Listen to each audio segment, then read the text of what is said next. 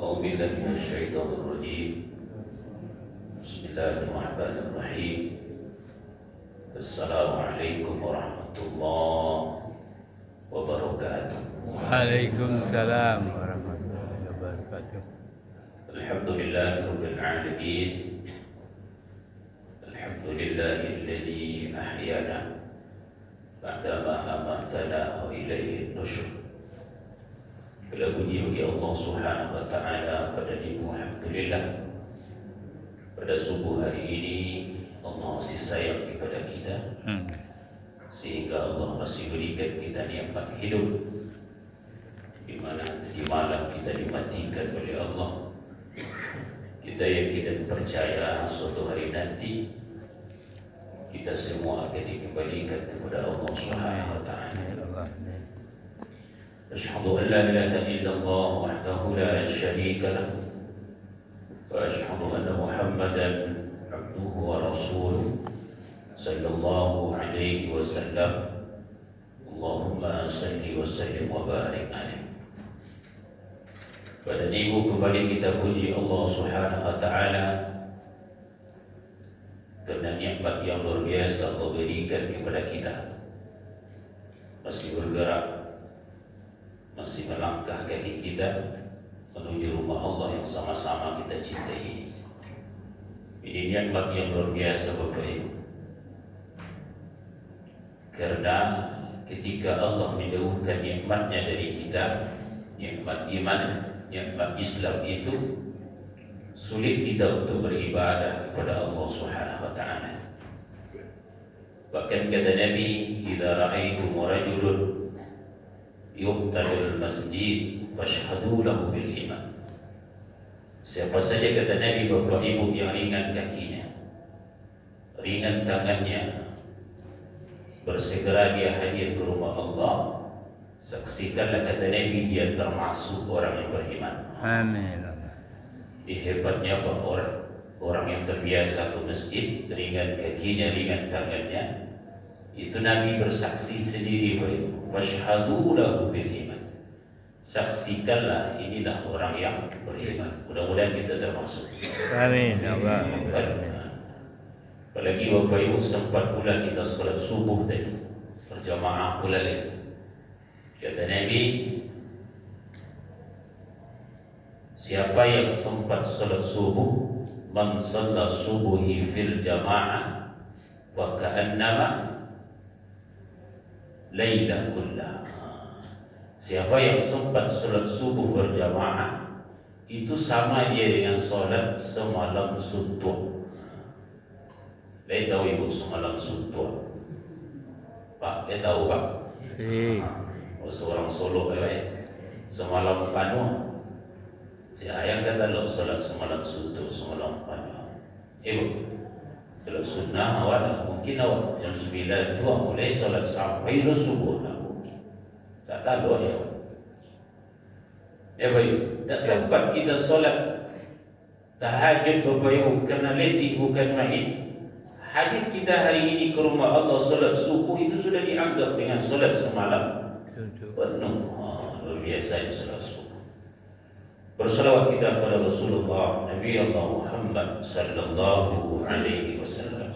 Allahumma salli wa sallim wa barik alaihi. Sama kita hormati wa pengurus kita serta jajaran beliau, wa kunini amama alim ulama, buya kami, guru kami, imam kita, ibu-ibu kami, mama kami, mendoakan oleh Bapak yang menegakkan remaja kita, Bapak Ibu yang hadir. Bapak Ibu, beberapa menit ke depan izinkan kami menyampaikan, kalau ceramah mudah mungkin menceramahi Bapak Ibu, tapi yang menginginkan saya kecil orang tu kita Bapak Ibu apa kaji dia diulang pasal jalan dia ditampur mengulang-ulang Pak. Kerana Ustaz Beki membahas tentang akidah, mengulang-ulang tentang akidah sekali. Bapak Ibu, persoalan akidah merupakan persoalan yang penting dalam agama kita. Kenapa demikian Bapak Ibu?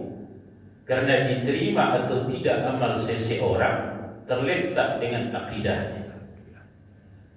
terletak dengan tauhidnya atau tidak kepada Allah Subhanahu wa ta'ala.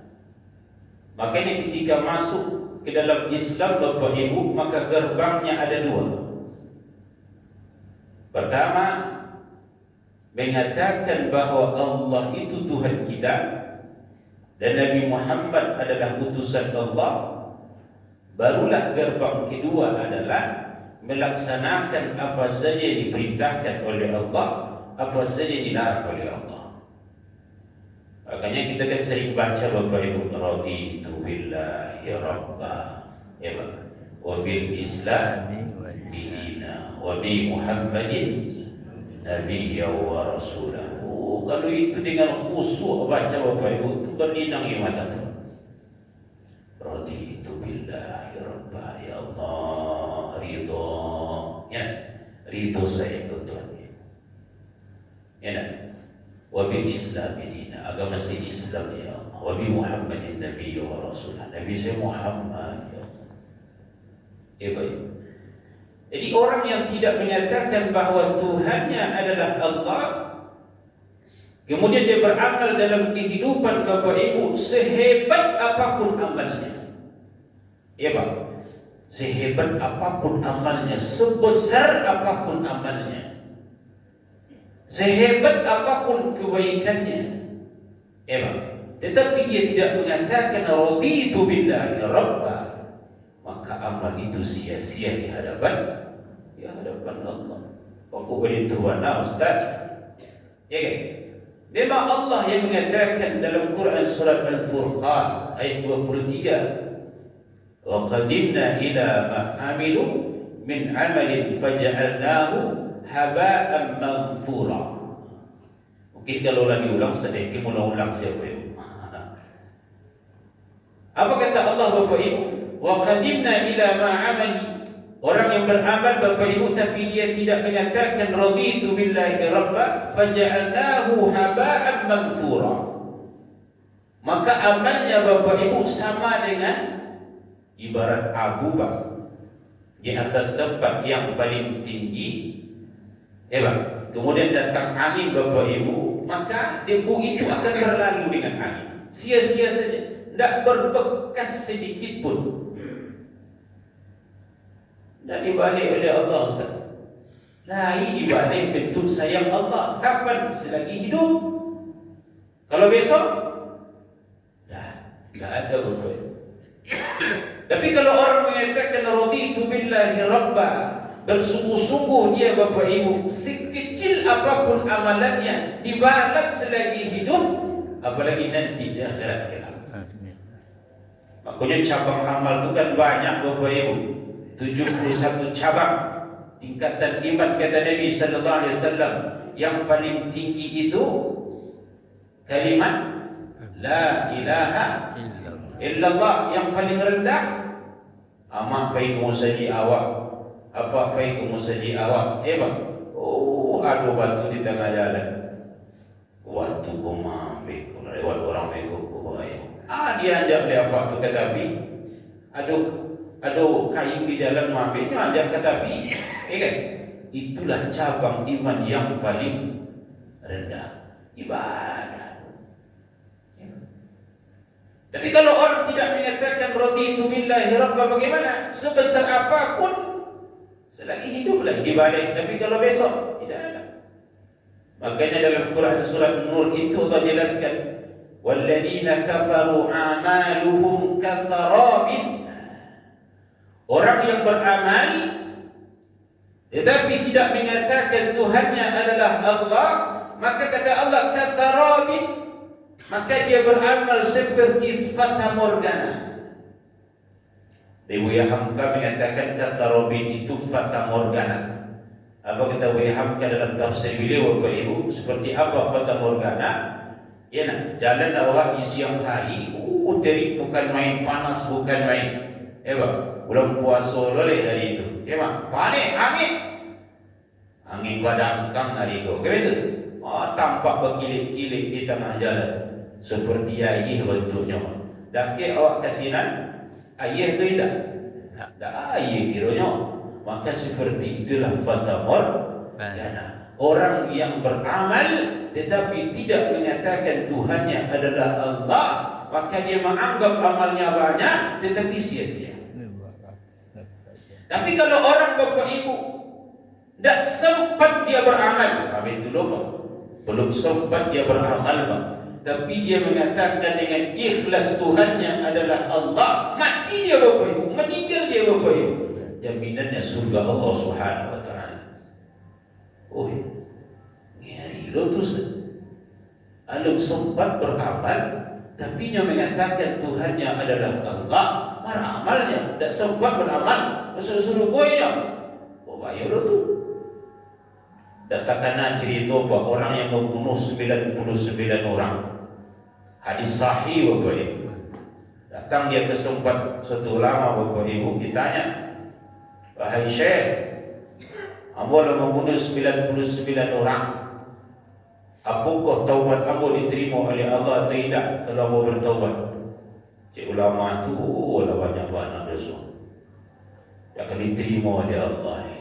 Orang ajar. Dan 99 yang bunuh. Dan tu orang baru-baru taubat Bapak Ibu tu masih angin darahnya, Pak. Apa yang terjadi Bapak Ibu? Dia cukup itu 100.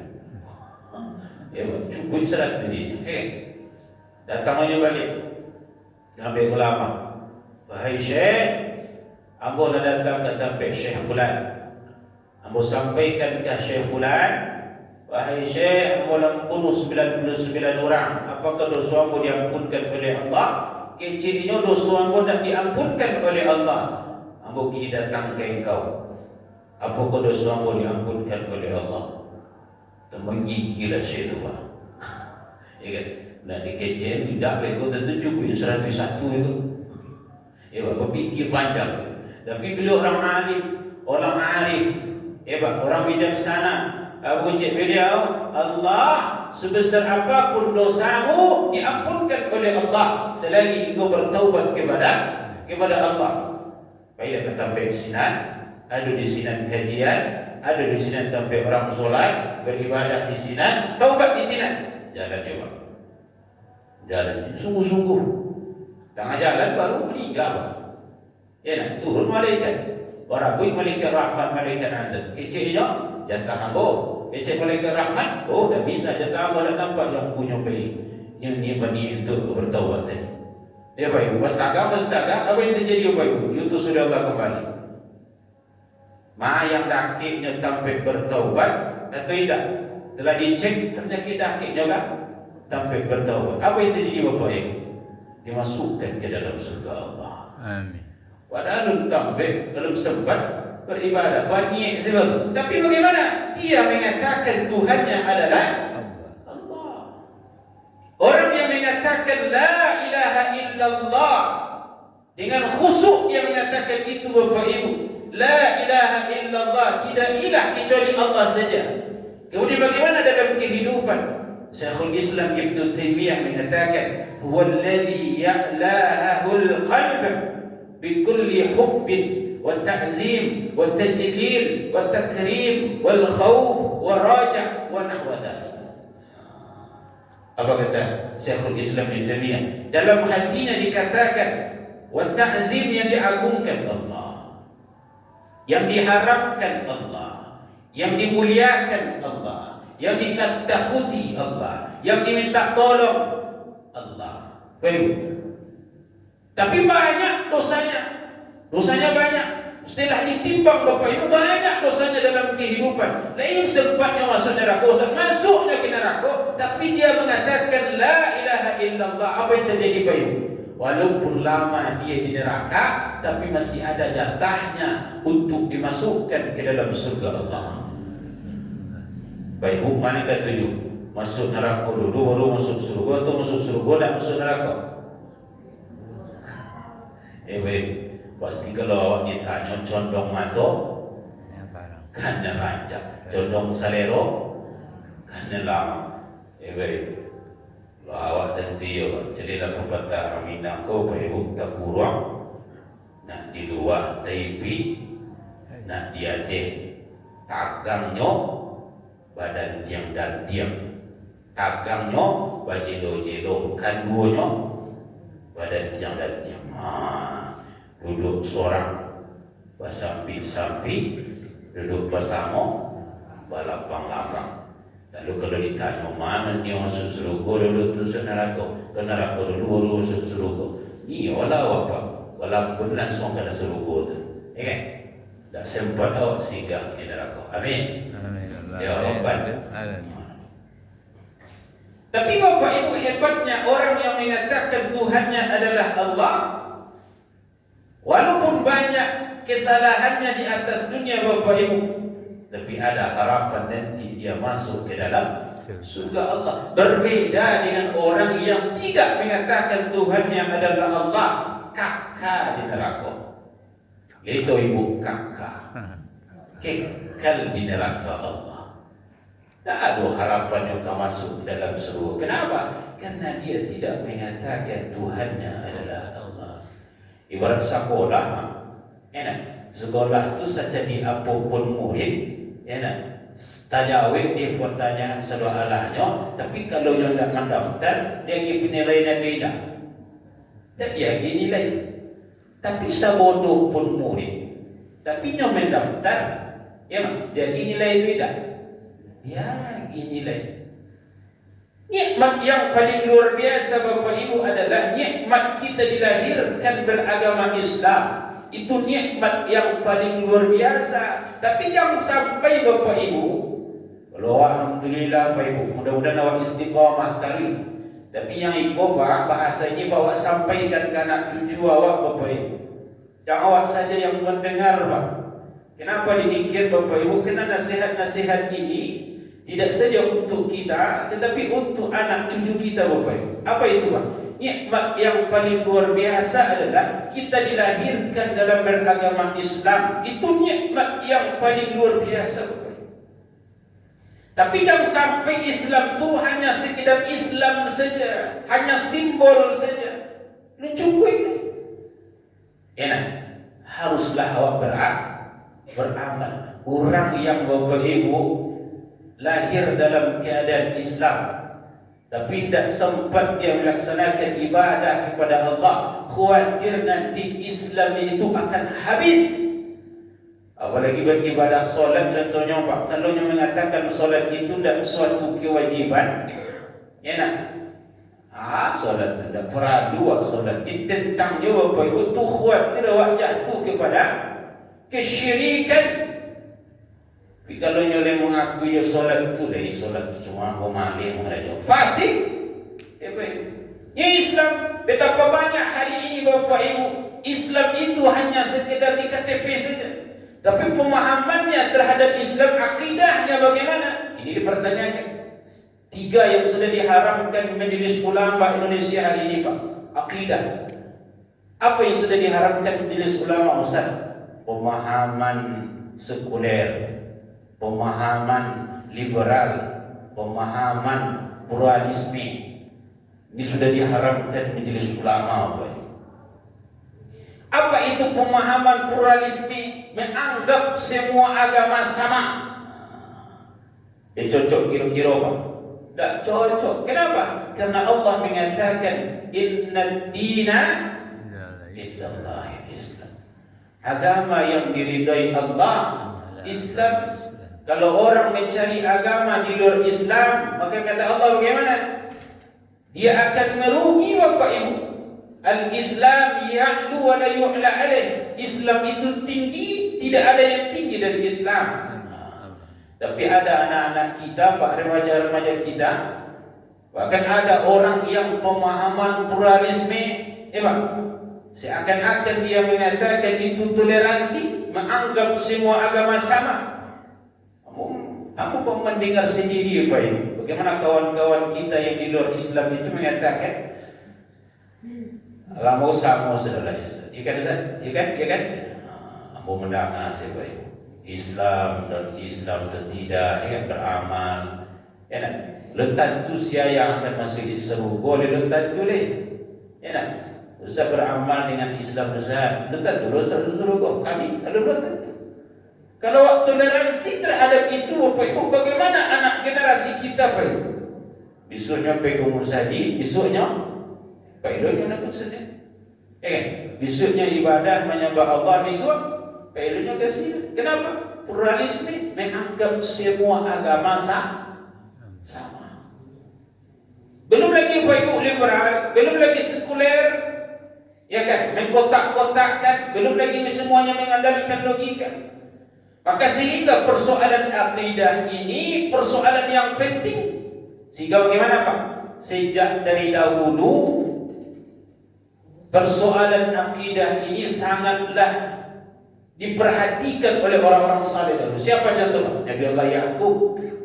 Nabi Allah Ya'qub Pak, ketika beliau akan meninggal dunia, dak takana adiknya sawah ladang, dak takana adiknya tanah, dak takana adiknya rumah. Yang takana kanahnya apa? Am kuntum syuhada idh hadara Ya'qub al-maut. Ketika kematian akan datang kepada Nabi Ya'qub, apa kata beliau? Ma ta'buduna min ba'di. Ya baik. Apa yang disampaikan kepada anak beliau? Ma ta'buduna min ba'di. Nah, kalau nanti ayah meninggal, siapa yang akan kalian sembah? Itu persoalan akidah. Apa kecil anaknya? Ya, jangan khawatir lo ya. Na'budu ilahaka wa ilaha abaika Ibrahim wa Ismail wa Ishaq wa ilaha wahidah wa nahnu lahu muslimun. Ya, jangan khawatir lo ya. Kalau nanti engkau meninggal, yang kami sembah Tuhan yang satu. Siapa yang disembah oleh kakek moyang kita dulu, Ibrahim, Ismail, Ishaq. Saksikanlah ya, kami tetap orang yang mentauhidkan Allah. Camih beliau pak persoalan akidah. Bagus demikian kerana kata Nabi sallallahu alaihi wasallam, persoalan akidah nanti akan pecah menjadi 70 firqah. Siapa yang salami? Siapa mereka? Orang-orang yang berpedoman kepada Al-Quran dan hadis atau sunnah. Taraktu fikum amrayni dan tadilu ma tamassaktum bihima kitab Allah wa sunnati. Jangan pak sangku awak saya membaca ramah membaca solat Bapak Ibu, ya nak bahasa Arab. Dulu kini pak yang orang solatnya Bapak Ibu pakai budi awak dulu. Ya nak. Dulu Bapak Ibu. Jadi banyak macam firqah hari ini, banyak macam aliran, banyak macam aqidah. Ya Pak. Tetapi Bapak Ibu, ketika tidak hati-hati kita Pak, adapun pemahaman-pemahaman NU, Muhammadiyah, Pertibai, itu kan bentuk mereka beragama. Tapi mereka tetap mengatakan raditu billah rabbah. Yang menjadi persoalan Bapak Ibu, dia mensyarikatkan Allah. Ini yang jadi persoalan. Jangan sampai nanti Bapak Ibu anak generasi kita tidak yakin betul dia Pak terhadap Islam ini, sehingga toleransinya kelaluan batas. Ini yang jadi persoalan. Maka kalaulah tidak penting persoalan akidah ini Bapak Ibu, tidak mungkin Nabi 13 tahun berdakwah tentang akidah ini. Maka apa? Yang disembah Allah, yang diminta tolong Allah. Jangan Bapak Ibu, dalam kehidupan awak ada orang-orang yang menyamakan hakikat Allah dengan makhluk. Dia minta tolong selain dari Allah. Banyak Pak. Kadang malam mau sakit, ya Pak. Kecil orang kasinan berubah, kemari berubah. Aduh. Kadang awak dalam sakit tentu awak akan capek sehat Pak. Awak akan capek sembuh. Sehingga Bapak Ibu yang berbahagia, kadang yang dilarang dalam agama pun kita lakukan. A'udzubillah. Sehingga Allah ucap kita dalam Quran, wa minan nasi may yattakhidhu min dunillah andadan yuhibbunahu ka hubbillah. Kalau ada persoalan akidah ini Pak Ibu, antara syirik kecil dengan syirik besar Pak. Ternyata syirik kecil, riya termasuk juga ke dalam syirik Pak. Hati-hati al-isyraku asgaru ar-riya, kata Nabi. Yang paling khawatirkan kepada umatku nanti syirik kecil. Apa itu? Riya. Riya termasuk ke dalam syirik kecil. Maka ini persoalan akidah. Makanya Nabi itu Bapak Ibu meminta dia kepada Allah, bagaimana hati ini akan lurus terus Pak. 200 kali dalam riwayat kata ulama mengatakan Nabi meminta kepada Allah supaya berada dalam garis yang lurus. Kata dia, ya muqallibal qulub, itu tsabbit qalbi ala dinik wa ala ta'atak. Ya Allah, bimbing hati kami ya Allah dalam ketaatan, dalam agamamu yang lurus ya Allah. Nabi apa itu? Tapi kecil Nabi, ada orang yang beramal pagi tapi sorenya dia mensyirikatkan Allah. Ada orang yang beramal pagi tapi sorenya dia mensyirikatkan Allah. Ada orang yang beramal dalam penduduk surga, ketika meninggal dia beramal penduduk neraka. Maka Bapak Ibu, akidah kita harus. Kemudian bagaimana Ustaz untuk memperbaharui akidah ini, untuk mengatakan Tuhan kita adalah Allah? Kata Nabi, jadidu imanakum qila. Perbaharuilah setiap hari akidah kalian, kata Nabi, keimanan kalian, kata Nabi.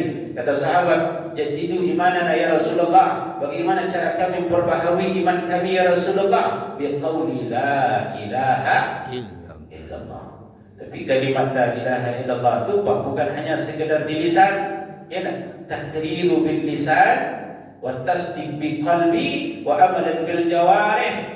Itu keimanan yang sempurna itu Bapak Ibu dikatakan dengan lisan, ditasdikkan dengan hati, dan praktiknya dalam kehidupan betul-betul dia mengatakan Allah Tuhan, Tuhannya. Lo sakitnya nyanyi batu-batu mohon ke Allah. Hebat. Adapun berobat yang betul-betul diperintahkan dalam syariat. Siapa yang melarang berobat? Boleh berobat Bapak Ibu, tapi yang dilarang ada berobat yang melanggar dalam syariat. Ya berobat juga Pak yang dibaca juga ayat-ayat Quran juga, tapi dia campur dengan syair-syair yang lain. Itu disebut dengan ruqyah syirkiyah. Ya nak. Adapun ruqyah syar'iyyah jelas. Kadang pertama dia baca bismillah, terakhir dia baca alhamdulillah, tapi di tengah-tengah ada sesuatu yang mensyirikatkan Allah. Kok datang pula ke sini, rusak akidah kita. Orang yang Bapak Ibu merusak akidahnya, kemudian dia beramal dalam kehidupan, takut nanti Bapak Ibu amalnya itu tidak diterima oleh Allah.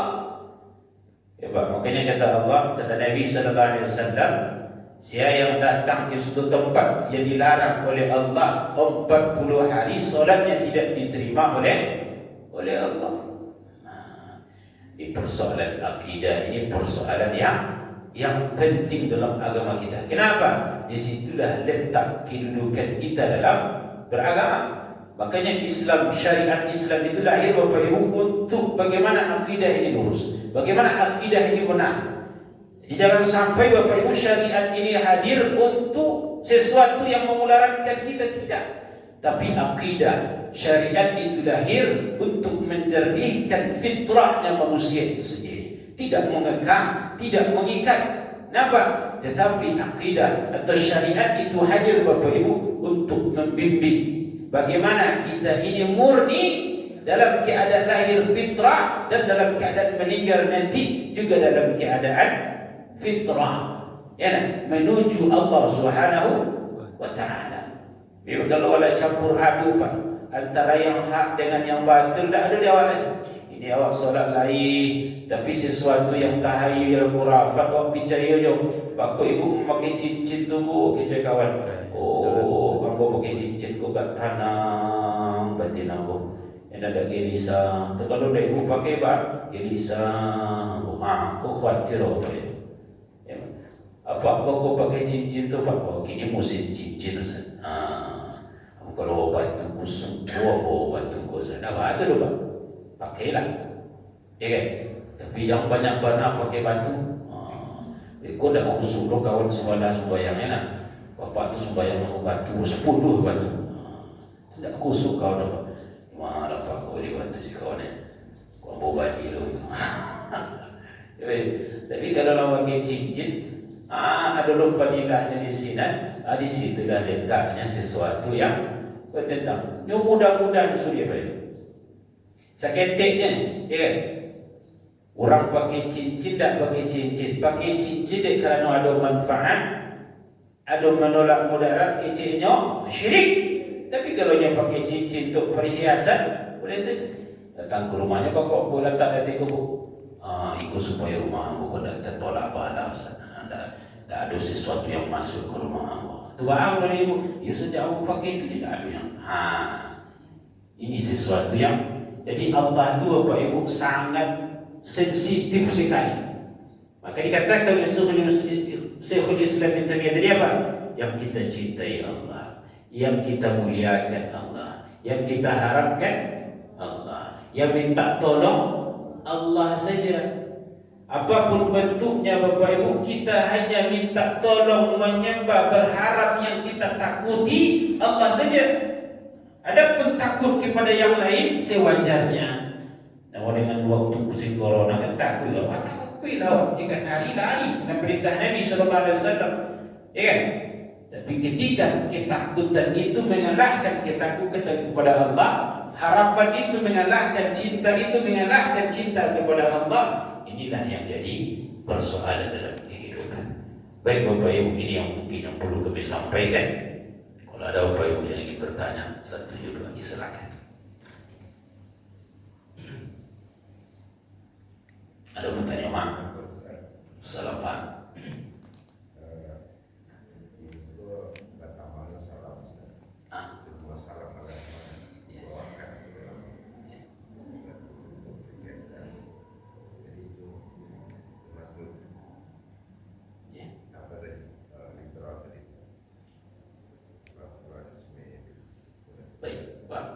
Seperti apa? Kalau dahulu kita mendengar Bapak Ibu, saya tidak tahu juga apakah sejak dari presiden-presiden dahulu atau pejabat-pejabat dahulu, sehingga salam-salam itu akan telah muncul. Saya tidak tahu juga. Tapi yang penting Bapak Ibu berbahagia, salam ini merupakan hal yang penting dalam agama kita. Salat itu Bapak Ibu kalau tidak rukuk dan sujud tetap sah. Tetap sah atau tidak Pak? Tetap sah. Salat jenazah tetap sah. Tapi kalau tidak pakai salam, tidak sah. Salat jenazah kenapa? Masuk ke dalam rukun. Masuk ke dalam rukun. Dalam salam Bapak Ibu ada 3 bentuk. Assalamualaikum, selamat warahmatullah, berkah dari Allah wabarakatuh. Makanya kalau ada orang-orang yang di luar Islam Bapak Ibu mengucapkan salam kepada kita, kadang-kadang Bapak Ibu sejak dari dahulu, sejak zaman Nabi itu dibolak-balik, Assalamualaikum, Assalamualaikum, Assalamualaikum, ya, kecelakaan. Karena ini diperintah Pak. Kata Nabi, wa'alaika, ya, wa'alaika. Ketika seseorang mengatakan itu, kalau dahulu Pak Ibu memang itu dipelintir, tapi kalau sekarang sempurna dia mengucapkan Assalamualaikum. Kan banyak tuh lalu dia isi kan, tapi dia tidak Islam tapi mengucapkan. Kemudian bagaimana kita menjawab wa'alaikum, wa'alaikum, dan juga engkau, kan itu. Tapi bagaimana kita yang dahulu mengatakan, mendoakan, ini larang, ya, kita yang dahulu mengucapkan Assalamualaikum. Kalau mereka, kita jawab wa'alaikum. Tapi ada ulama-ulama yang mentolerir, yang mentoleransi, ya Pak. Makanya kita lihat ada ulama kita yang tetap mengucapkan itu. Ini yang mentolerir. Tapi Bapak Ibu, dalam beragama di Indonesia ini Bapak Ibu, ada sesuatu yang kita tidak senang di hati, ya Pak, yang kita mengatakan menolak di batin, ya Pak, tetapi kita tetap mengikuti. Di batin menolak, kenapa? Karena sudah aturan. Ada karena semua hukum yang ada, ya, apakah mencakup kepada Al-Quran dan Sunnah? Tentu tidak. Maka kenapa? Karena kita negara berdemokrasi, karena negara mengikut dalam undang-undang yang ada, aturan-aturan yang ada. Maka sehingga Bapak Ibu ada sesuatu yang menolak ke dalam batin, yang bertentangan dalam syariat, tapi karena aturan yang sudah ada, maka ada di situ yang mentoleransi. Maka dia tetap, tapi di batinnya menolak. Maka kalau ada kita Bapak Ibu, posisi kita di situ, tetapi di batin tetap menolak. Maka ada ulama-ulama yang mentolerir persoalan, ya nak? Assalamualaikum, salam, ya nak? Om, salam. Depan dia mau mengucapkan, tak nak buat apa, tak dia apa dia. Itu, mau perlu dia apa? Oh, tak perlu dia apa. Cukuplah Assalamualaikum warahmatullahi wabarakatuh. Adapun orang yang mengucapkan yang di luar Islam mengatakan Assalamualaikum kepada kita, maka alaikum. Maka sejak dahulu pun ketika Ibunda Isa, Assalamualaikum wa alaikum. Begitulah Ibunda Isa Bapak Ibu. Ketika seorang kecelakaan untukmu, Nabi mengucapkan kecelakaan untukmu ya Rasulullah. Maka kata Nabi juga untukmu, kata Nabi. Tapi Ibunda Isa ditambah di belakang, dicaci maki Ibunda Isa. Begitulah kalau Ibunda Isa. Kata Nabi cukup balas dengan wa alaika, kecelakaan untukmu dan juga untuk engkau. Kata Nabi seperti itu saja. Tapi Ibunda Isa tak tahan hati, dia tambah di belakang. Dia tambah di belakang. Maka Bapak Ibu, kalau orang yang mengatakan, maka kita jawab. Tapi kalau kita, Bapak Ibu ditahan untuk mengatakan. Kenapa? Kerana termasuk ke dalam syariat Islam itu sendiri. Wallahu a'lam bishawab. Ibu ada cukup bersama. Baik, terima kasih atas perhatian. Maaf atas kurangnya. Subhanakallah wa bihamdika, asyhadu an la ilaha illa anta, astaghfiruka wa atubu ilaik. Assalamualaikum warahmatullahi wabarakatuh. Waalaikumsalam warahmatullahi wabarakatuh.